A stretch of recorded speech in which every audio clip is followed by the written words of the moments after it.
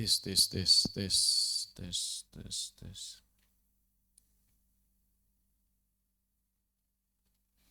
Bismillahirrahmanirrahim. Kita lanjutkan kembali masuk ke beberapa cara wakaf pada akhir kalimat Al-Quran. Di sini contohkan man, maka dia hanya bisa dibaca dengan sukun saja. Man, iyyaka, maka dia bisa dibaca dengan 3 cara, yaitu dengan sukun, mad arid li sukun, qasar, tawassut, dan isba. Ar-Rahim 4 cara, 3 cara sukun, 1 cara raum. Na'budu 3 cara, yaitu sukun, ismam, dan raum. Hakimun 7 cara, 3 cara sukun, 3 cara ismam, dan 1 cara raum. Hasidin 2 cara sukun dan raum. Aliman 1 cara dita'wid dan dibaca mad tabi'i 2 harakat. Alima, begitu. Hati-hati kepanjangan alima atau kependekan alima. Wadduha pendekan wadduha, wallaili idza saja, bukan idza saja, bukan begitu ya. Wasyamsi waduhaha, bukan waduhaha, bukan begitu, 1 harakat. Baik. 7 alif.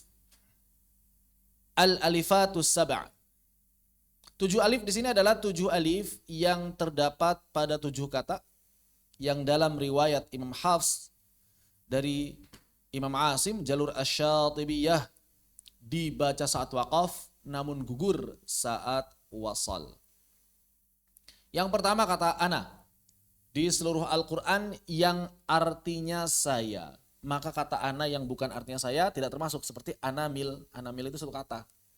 Sebagian orang ada yang nanya tuh, Ustaz kenapa anamil gak masuk? Gak ada tanda sifernya. Ya itu bukan ana. Anamil itu 1 kata. Begitu. Kemudian lakinna, adh-dhununa, ar-rasula, as-sabila, dan salasila. Kemudian di salasila ini boleh dibaca dengan 2 cara. Boleh dibaca dengan salasil ketika waqaf, boleh dibaca dengan salasila. Namun yang muqaddamnya adalah salasil. Karenanya tanda bacanya menggunakan sifar mustadir. Yang muqaddam. Begitu. Yang didahulukan. Sehingga kalau kita waqaf di sini kita baca 2 kali. Kalau dalam majelis dulu ada salasil, salasila, begitu. Adapun qawariro pada surah Al-Insan, maka di sini yang dimaksud adalah qawariro yang pertama. Qawariro yang akhir ayat, bukan qawariro yang tengah ayat.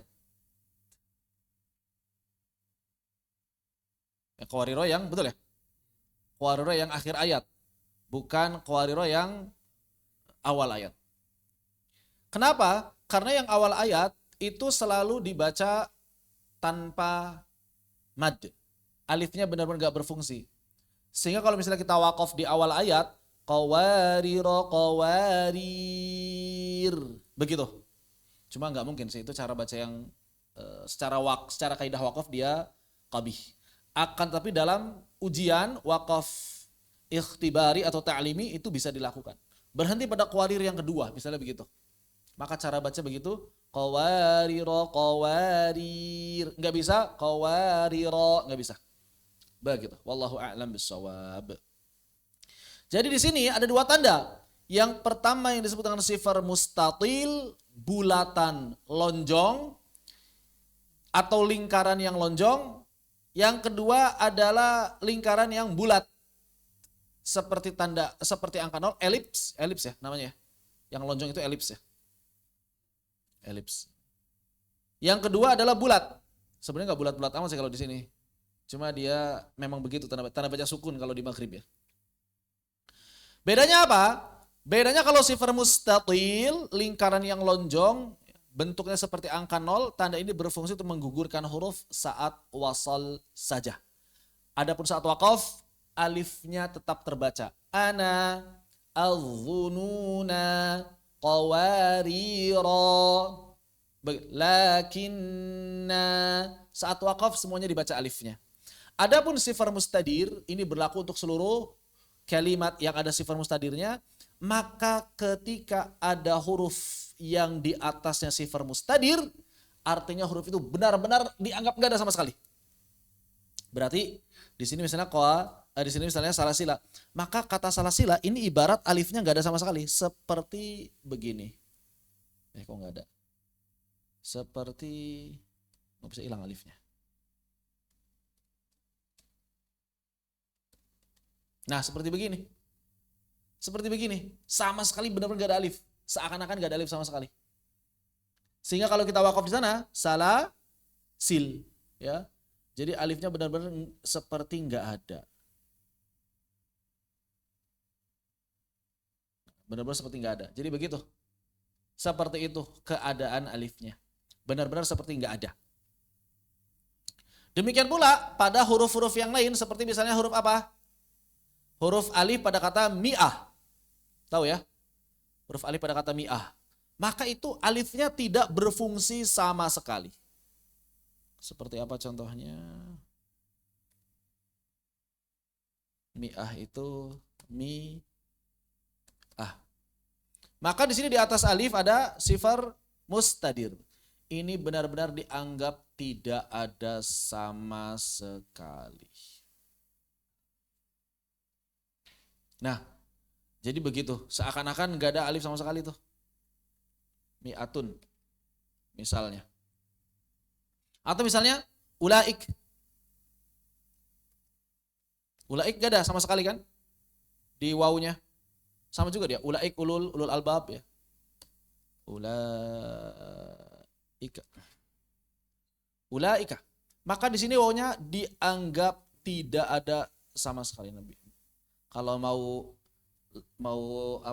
dibuat inovasi, mungkin bisa dibuat abu-abu, warna-warna huruf-huruf yang dianggap nggak ada ini. Ya, dibuat jadi warnanya abu-abu, jadi dianggap nggak ada kan semuanya. Bisa begitu tuh. Ya. Gimana? Di Al-Quran beranak dikasih tanda apa? Abu-abu. Nah itu bagus itu. Jadi dianggap nggak ada. Cuma yang lain kayaknya nggak perlu dikasih warna, karena yang lain cukup tanda baca aja. Jadi benar-benar nggak ada. Ulaik begitu. Atau misalnya ulul albab. Ulu. Saya dengar imam ulul albab. Disenyumin aja gitu ya. Nggak paham berarti dia. Atau uli. Sama ya. Maka wawunya dianggap tidak ada aja. Dia buat abu-abu. Begitu. Cuma kalau kebanyakan warna pusing juga. Ya, ada merah, ada oranye, ada kuning, ada ungu, ada biru. Aduh pusing, hijau gitu. Pusing. Ini salah satu cara. Jadi tidak menghilangkan rosem, hanya menyamarkan saja. Menunjukkan bahwa dia benar-benar tidak berfungsi sama sekali. Terus fungsinya apa? Ini fungsinya fungsi rosem. Enggak perlu bingung. Kenapa? Karena dalam bahasa Inggris juga sama. Kadang-kadang ada huruf-huruf yang hilang. Ada huruf-huruf yang tidak dibaca. Ya kan?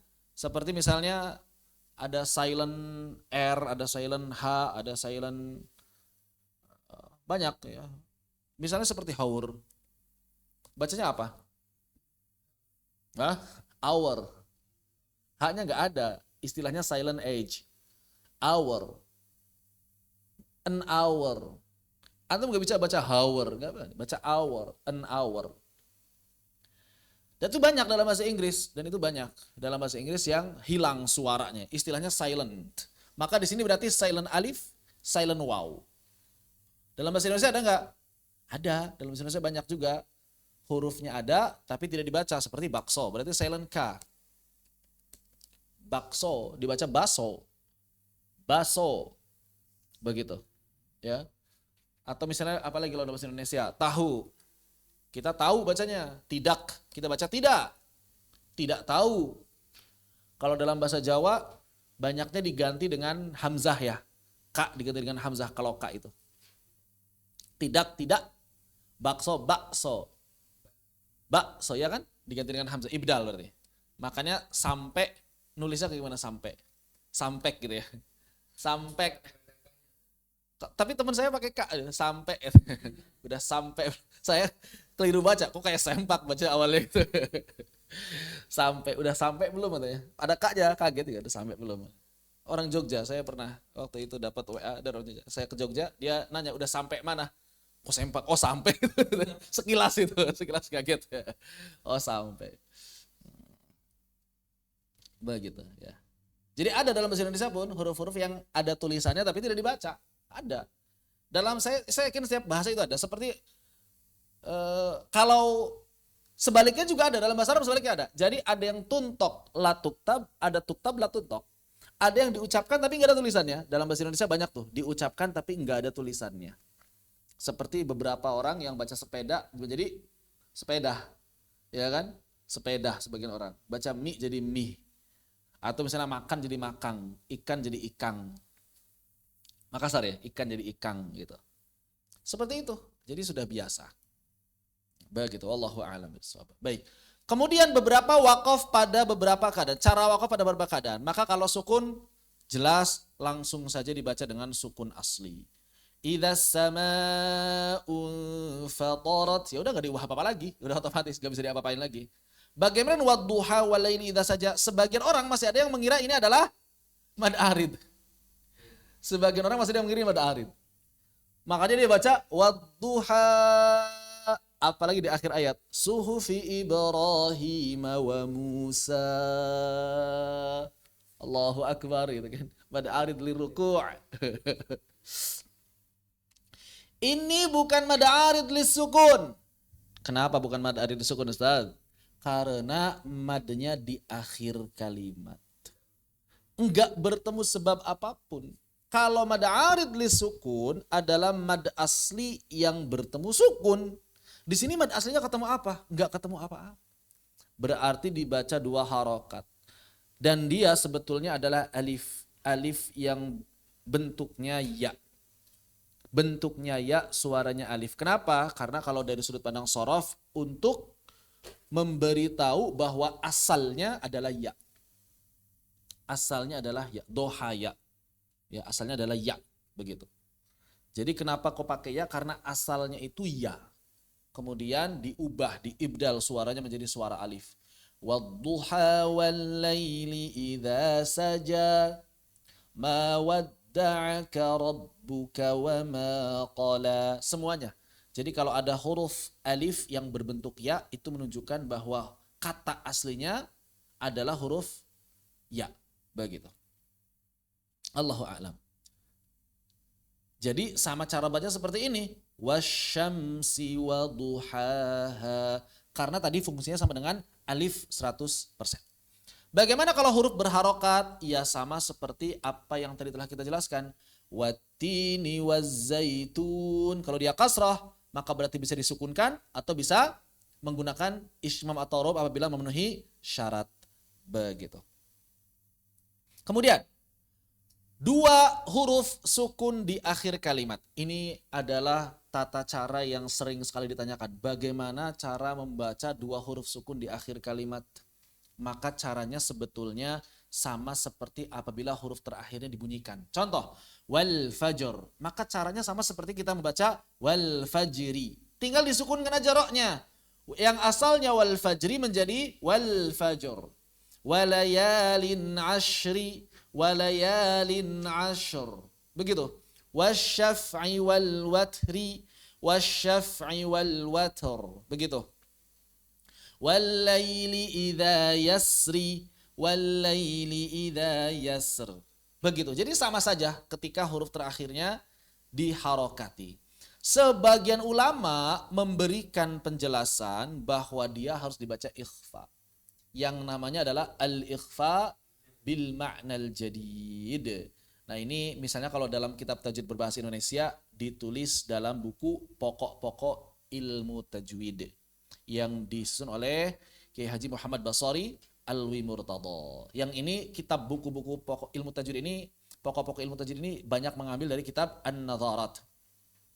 Nadharat fi ilmi tajwid yang ditulis oleh Syekh Idris Abdul Hamid Kallak.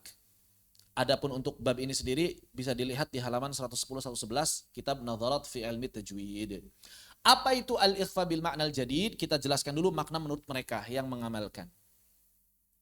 Adalah apabila ada dua huruf sukun di akhir kalimat disebabkan waqaf. Cara membacanya dengan samar-samar, yakni mengucapkannya dengan suara lirih atau disamarkan hampir tidak terdengar meskipun diucapkan dengan lisan. Tapi apakah semua dua huruf sukun itu mesti disamarkan? Jawabannya tidak. Menurut Syekh Idris Al-Kalak hanya 8 huruf terakhir saja yang disamarkan. Apa saja? Ra, Dhad, Lam, Mim, Nun, Waw, Ha, Ya. Kalau disingkat jadi apa? Kalau mau dicari singkatannya silahkan. Tapi saya belum nemu singkatannya. Dibaca apa singkatannya?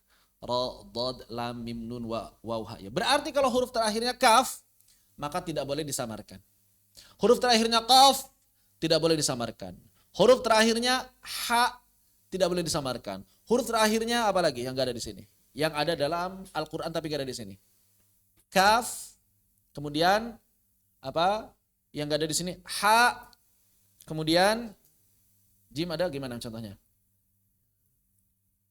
Dal, ni'mal abd, ta, sin apa kalimatnya? Nafs, sin, nafs, apalagi ta, sin. Maka semuanya enggak disamarkan. Berarti kalau misalnya nafs, kita berhenti di nafsin, maka nafs harus lebih idhar. Kenapa? Karena bukan termasuk ikhfa bil ma'nal jadid. Kemudian ha, wal fath. Kemudian kaf, misk. Kemudian qaf, farqa. Kemudian apa lagi? Ta, suht. Ya kan? Kalaupun kita pakai teori al-ikhfa bil ma'nal jadid, maka huruf-huruf tadi tetap harus idhar. Sebagian orang diratakan semuanya pakai ikhfa. Wal fat jadi wal faj kadang-kadang gitu ya. Khitamuhu mis jadi khitamuhu mis. Itu enggak pakai teori ikhfa bil jadid.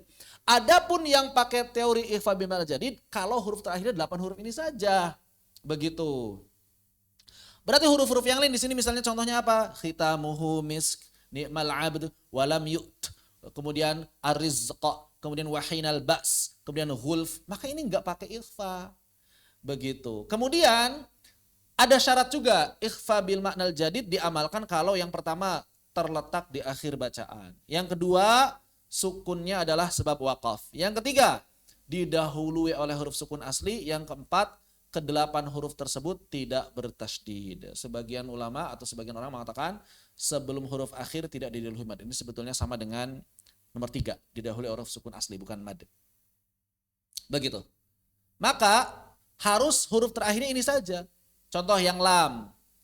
Kalau yang membaca dengan izhar maka al-fadl, an-nakhl, min qabl, fasl. Itu kalau yang izhar. Kalau ikhfa bagaimana? Ya disamarkan. Al-fadl, an-nakhl, min qabl. Kalau mim, al-ilm. Kalau yang pakai ikhfa, al-ilm. Nun, as-sijn. Kalau yang pakai ikhfa, as-sijn. Sya. Kalau yang tidak pakai ikhfa, sya'n. Kalau yang pakai ikhfa, sya'n. Kalau yang tidak pakai ikhfa, yaqbidn. Kalau yang pakai ikhfa, yaqbidn. Begitu. Al-afu. Kalau pakai ikhfa, al-afu. Lahu. Kalau pakai ikhfa, lahu. Dan seterusnya. Sa'i. Kalau pakai ikhfa, sa'i. Sa'i. Al-hadi. Kalau pakai ikhfa, al-hadi. Min. Kalau pakai ikhfa, min. Wastaghfir. Kalau pakai ikhfa, wastaghfir. Terus yang diamalkan pakai ikhfa atau tidak? Maka ternyata permasalahan ikhfa bil ma'nal jadid ini tidak dikenal oleh kebanyakan ulama Timur Tengah. Bahkan saya sempat nanya ke guru-guru yang dari Timur Tengah, mereka nggak ada yang kenal. Bahkan kitabnya Syekh Idris Al-Kalak aja mereka baru tahu kebanyakan. Jadi nggak terkenal, benar-benar nggak populer. Dan ini aneh, gharib, asing. Bagaimana mungkin ada sebuah kaidah yang para ulama nggak tahu kecuali beliau? Ini aneh dan nggak ada yang mengamalkan. Begitu ya. Kami juga pernah nanya atau berdiskusi dengan para mujaz di grup MKI. Mereka pun kebanyakan nggak pada tahu. Sama kami juga udah nanya ke guru-guru nggak ada yang tahu katanya. Jadi ternyata ikhfa bil ma'nal jadid ini walaupun ada kitab berbahasa Arab tapi populernya di Indonesia saja. Mungkin di Nusantara lah. kecipratan. Malaysia, Brunei, Thailand, Singapura kecipratan. Tapi di luar itu jarang yang tahu teori al-ikhfa bil ma'nal jadid. Ya. Bahkan saya pernah cerita ke antum, Syekh Adib itu pernah konfirmasi ke DM di Instagram saya, dikiranya saya mendukung teori ini. Ustadz, antum dapat dari mana teori kayak gini? Mana hujahnya, mana dalilnya? Saya bilang, saya nggak mengamalkan ya Syekh, tapi memang di Indonesia ada. Siapa di antaranya di buku kitab pokok-pokok ilmu tajwid yang berasal di kitab ini disusun oleh Kiai Haji Basri Alwi. Akhirnya beliau bilang, oh ya Kiai ini kita hormati, beliau orang berilmu, tapi kaidah ini jangan diamalkan karena memang nggak ada. Saya juga bilang saya nggak mengamalkan. Saya cuma ngasih penjelasan aja, ada di Indonesia yang ngamalin. Kayaknya videonya dipotong kemungkinan gitu ya. Ada yang ngasih tahu ke beliau, sepertinya video dipotong kemungkinan. Terus saya juga pernah nanya kepada Syekh Ahmad Samir Al-Misri. Ketika saya nanya, Syekh, antum pernah dengar Ilfa bin Al-Jadid nggak? Kayak gimana? Saya kasih tahu langsung kita PDF-nya. Ini. Apa ini? Ini nggak ada ini kayak gini begini. Itu saya nanya sebelum maghrib. Pas maghrib, beliau baca apa? Al-Fajr. Seolah-olah ingin kasih tahu, wal fajr, jelas banget itu. Enggak ada yang Ilfa bin Al-Jadid gitu. Jadi seolah-olah beliau ingin kasih tahu, mempertegas jawaban, ya. Bahwa enggak ada Ilfa bin Al-Jadid. Begitu. Wallahu a'lam bishawab. Sempat ada yang protes ketika saya ngejelasin ini di YouTube. Ustadz, dari mana antum mengatakan bahwa tidak ada ulama yang mengamalkan?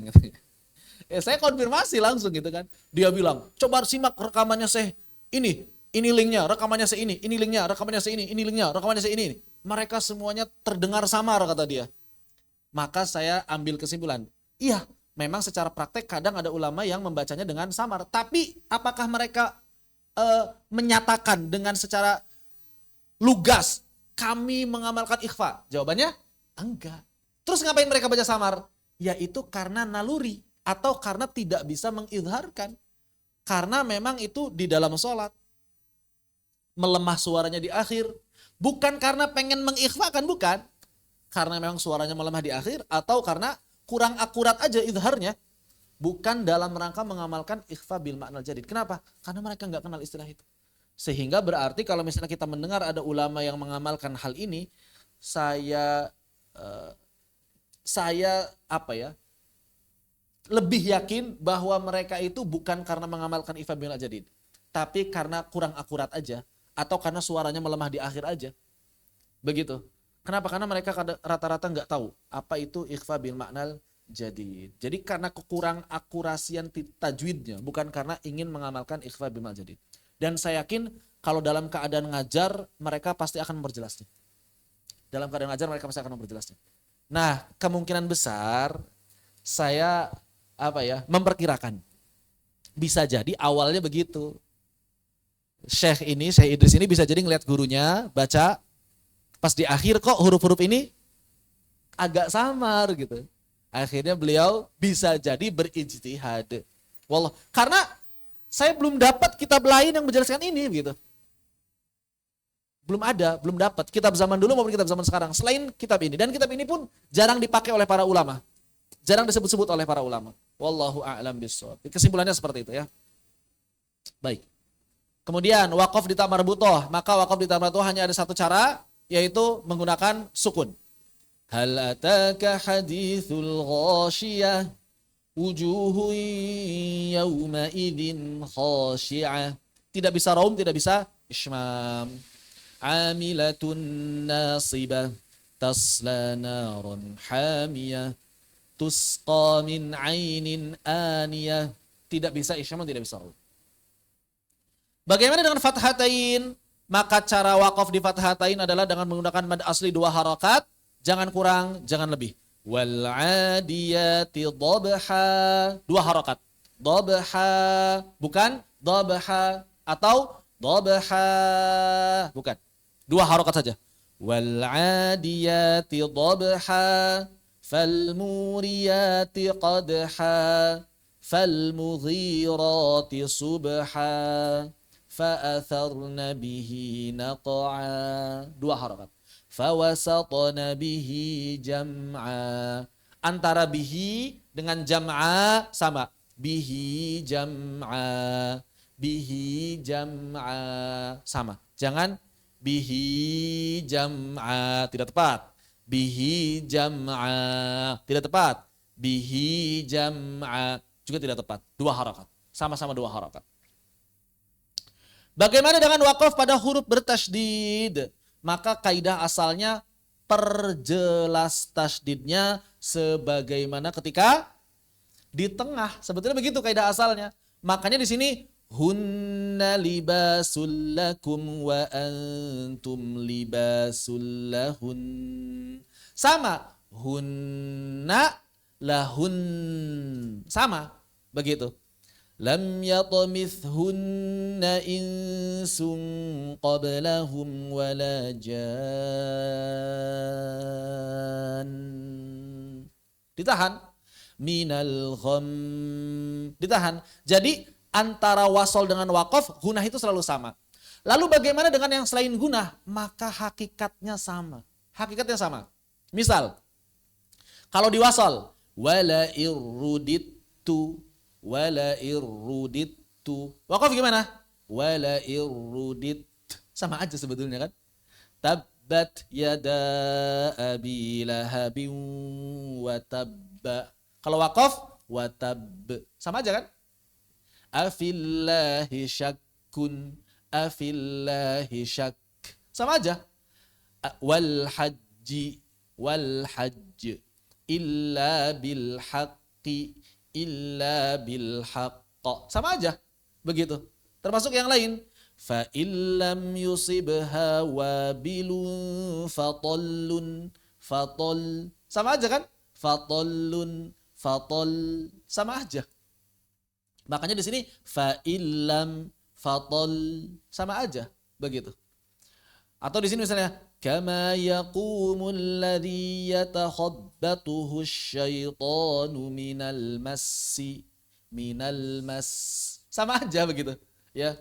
Wa yaqulu sihrun mustamir, cuma tafhim tarkiknya beda karena ketika dia disukunkan sebelumnya kasrah jadi tarqiq. Wa yaqulu sihrun mustamirun mustamir. Jadi sebetulnya sama saja. Sebagian ulama mengatakan mesti naber, mesti dinaber. Kayak gimana? Wabilun fatol. Atau misalnya minal mas wa yaqulu sihrun mustamir. Sebagian ulama mengatakan mesti naber. Cuma wallahu a'lam. Masalah naber ini belum ditemukan nas dari zaman dulu. Syekh Ayman Suwaid yang mempopulerkannya. Demikian pula waqaf pada Hamzah. Gimana?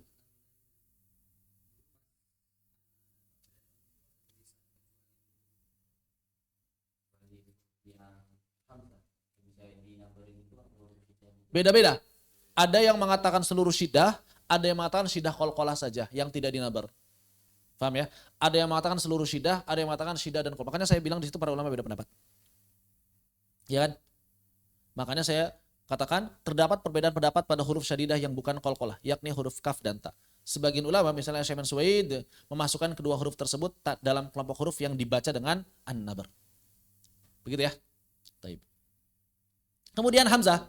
Maka hamzah kalau yang fathatain dibaca dengan mad. Contohnya misalnya di sini disampaikan insya'a bina'a wanida'a. Tapi kalau tidak ada fathatain maka dibaca dengan hamzah sukun. Sebagian ulama mengistilahkan nabr lagi. Dairatus saw. Sebagian ulama harus lebih tinggi lagi. As-saw ila sama. Sebagian ulama tinggi lagi. Ila sama. Begitu. Ala syai'. Sebagian ulama harus meninggikan sedikit lagi. Ala syai'. Begitu. Baik. Bagian terakhir yaitu waqaf pada ya yang tidak ada tulisannya pada mushaf. Untuk lafal atani maka para ulama beda pendapat antara mengitsbat atau menghadzaf. Maka di sini kalau waqaf boleh dibaca atan atau atani. Boleh dua-duanya. Tapi kalau wasol hanya ada satu cara, atani Allah, dibaca ya-nya. Atani Allah. Nah, karena ya-nya dibaca fathah, maka para ulama beda pendapat ketika waqafnya. Kalau yang sukun, kebanyakan menghadzaf untuk ahli qiraat. Contoh, yuhyi. Maka kebanyakan ulama membaca ketika waqaf yuhyi. Kenapa? Melihat rasm. Melihat rasm. Maka di sini para ulama berbeda pendapat ketika waqaf yuhyillah. Saat waqaf bagaimana? Ada yang membaca yuhyi, ada yang baca yuhyi. Demikian pula tuhyil mauta. Ada yang baca tuhyi, ada yang baca tuhyil. Demikian pula nuhi dan seterusnya. Ada juga yang mengatakan kalau dia dihadzafnya karena iltiqo sakinain tidak dibaca. Kalau bukan karena iltiqo sakinain seperti uhyi wa umid atau yuhyi, maka dia tetap dibaca. Berarti kalau waqaf bagaimana? Alladzi yuhyi ana uhyi wallahu yuhyi. Tapi kebanyakan ahli qiraat membaca sebagaimana rasm, tidak dibaca ya-nya. Kalau kebanyakan ahli nahwu membaca sesuai dengan asalnya. Jadi dibaca dengan mad saat waqaf. Para ulama beda pendapat. Kalau talaki gimana, Ustaz? Kita nggak akan waqaf di situ, tenang aja. Terus kalau ikhtibari bagaimana? Kalau ikhtibari harus tahu berarti standar gurunya apa. Ya. Standar gurunya apa? Kalau misalnya gurunya itu membedakan antara yang iltiqo sakinain dan yang bukan, maka antum harus ingat mana yang iltiqo sakinain, mana yang bukan iltiqo sakinain. Sebenarnya gampang sih. Kalau ada ya kecilnya berarti dia bukan iltiqo sakinain. Kalau enggak ada ya kecilnya berarti dia karena iltiqo sakinain. Begitu. Adapun kalau yang dihadzafnya ya pertama, maka para ulama sepakat saat waqaf pakai mad. Jadi misalnya ini, ayyuhyiyal mauta, yang dihadzafnya adalah ya pertama. Maka kalau begini kondisinya sepakat saat waqaf dibaca mad. Ayyuhyi. Kenapa? Karena ya madnya selalu ada. Paham ya? Jadi yang dihadzafnya ya pertama dia. Paham ya bedanya? Paham gak bedanya? Antara yang ini dengan yang sebelumnya. Ustaz Fikri, paham ya? Jadi yang dihadzafnya ya pertama, yang hilangnya ya pertama. Kalau yang tadi yang hilangnya ya madnya. Begitu ya? Taib. Kalau yang hilangnya ya pertama, maka ya-nya selalu mad. Yuhyi. Kenapa? Karena ya madnya tidak pernah hilang. Yang hilangnya adalah ya kasrah. Begitu. Wallahu a'lam bishawab. Jadi yang para ulama sepakat saat waqaf dibaca mad adalah apabila ya yang hilangnya ya pertama. Ini sepakat para ulama baca waqaf. Waqafnya dibaca mad. Ya yang hilangnya ya pertama, ya kasrah. Ya kan? Sedangkan ya madnya atau ya fathahnya tidak pernah hilang. Makanya saat wasol dibaca yuhyiyal mauta. Tapi saat waqaf dibaca yuhyi. Otomatis dibaca mad. Otomatis ini. Kalau yang tadi di atas beda pendapat kan? Kenapa beda pendapat? Karena yang hilangnya ya mad. Karena yang hilangnya ya mad. Begitu. Paham ya perbedaannya ya? Gimana? Masih bolak-balik kali gak? Paham gak perbedaannya? Ya paham ya? Tayyib. Adapun yastahyi sama dengan masalah yuhyi yang dihadzaf madnya. Ya. Jadi para ulama berbeda pendapat. Apakah yastahyi dibaca yastahyi atau yastahyi dibaca yastahyi. Cuma saya ketika talaki dengan Syekh Al-Farabi baca mad. Tapi Allah alam ya, standar beliau berubah atau enggak. Tapi yang saya dengar nih, saya ingat sekali kata beliau dari Syekh Al-Ghalban dibaca mad. Jadi saat waqaf yuhyi begitu. Wallahu a'lam. Wallahu a'lam. Jadi kalau lagi talaki, lagi ujian ya ikut standar guru aja. Antum harus tahu. Kalau enggak nanya dulu. Nanti pas ujian kayak gimana? Nanya dulu. Gitu ya. Ada juga yang membebaskan. Terserah antum waqaf kayak gimana, boleh gitu. Karena memang di sini khilaf, ya mahadul khilaf di antara para ulama wallahu taala a'lam. Permasalahan cabang, persoalan naber. Di sini para ulama berbeda pendapat apakah naber itu mesti ada atau tidak, terutama saat waqaf tadi, ya, saat waqaf pada hamzah, saat waqaf pada apa lagi? Saat waqaf pada ya waw bertasydid atau misalnya saat waqaf pada huruf-huruf bertasydid yang lain juga sama. maka sebetulnya ini adalah masalah yang para ulama berbeda pendapat. Perbedaan pendapatnya juga banyak. Kalau mau diamalkan silakan, tidak diamalkan juga tidak apa-apa. Kalau lagi talaki cukup ikuti pendapat guru. Wallahu taala alam ya. Intinya begitulah kalau nabar. Enggak masuk dalam bab ini, enggak masuk dalam bab wakaf ibtida yang bab nabar ini. Kalau bab wakaf ibtida cukup sampai di sini wallahu alam.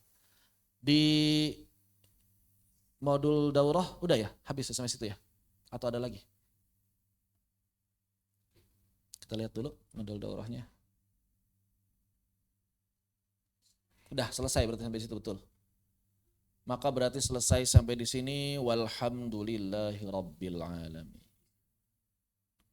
Sampai berhenti pada yang dihilangkan kan? Sifat mustahadir. Ada cara wakaf pada beberapa keadaan di situ enggak ada?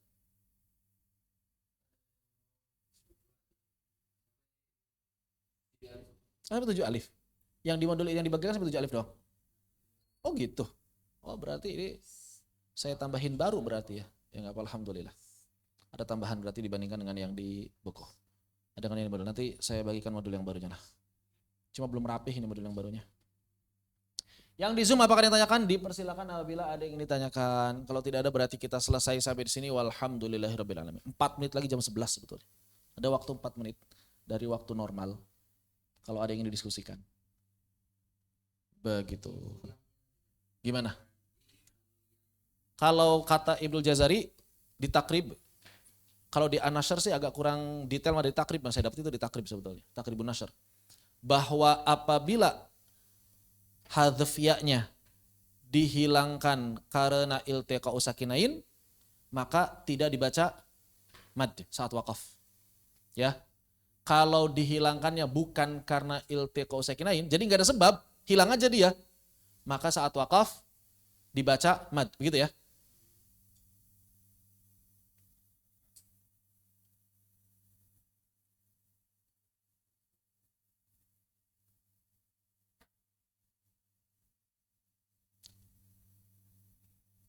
Begitu wallahu a'lam bissawab. Jadi kalau karena iltiqa'u sakinain enggak dibaca mad. Begitu. Tapi kalau bukan karena iltiqa'u sakinain dibaca mad. Kalau di mushaf gampang sebetulnya. Ada ya kecil apa enggak gitu aja. Kalau ada ya kecil maka dibaca mad saat wakaf. Kalau enggak ada ya kecil maka tidak dibaca mad saat wakaf. Begitu. Wallahu a'lam bissawab. Jadi seakan-akan hilangnya ya-nya itu kalau yang ada iltiqa'u sakinain ya memang karena iltiqa'u sakinain jadi hilang ya-nya. Begitu. Sehingga ketika wakaf pun ya tetap hilang. Tapi kalau tanpa iltiqa'u sakinain udah hilang, maka dia ketika wakaf enggak dihilangkan. Kenapa? Karena harus tetap dibaca. Harus tetap dibaca. Wallahu a'lam bishawab. Jadi hilangnya itu hilang rosem karena tanpa sebab. Sehingga dianggap suaranya harus selalu ada. Yuhyi wa yumit. Ketika wakaf bagaimana? Ya ketika wasol aja dibaca, ya wakaf juga tetap dibaca begitu. Pendapat sebagian ulama demikian. Wallahu a'lam bishawab. Kalau nggak salah saya pernah nulis dari takrib itu dikutip. Di sini nggak ada kutipannya ya, harusnya ada kutipan biar lebih jelas. Pernah nulis nggak ya? Takribun Nasr.